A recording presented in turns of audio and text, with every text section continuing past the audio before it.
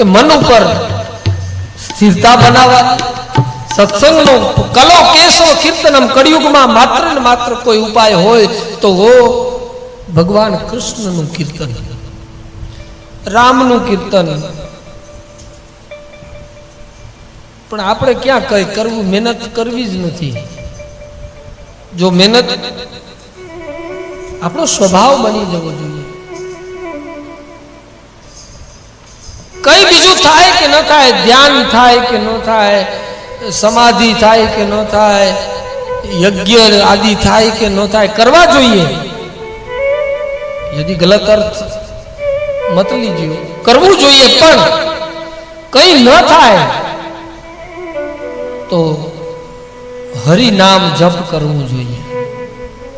હરિ નામ ને એટલી તાકાત છે કે મનુષ્યના જીવન મૃત્યુના ફેરામાંથી પણ માણસ ટળી જાય છે.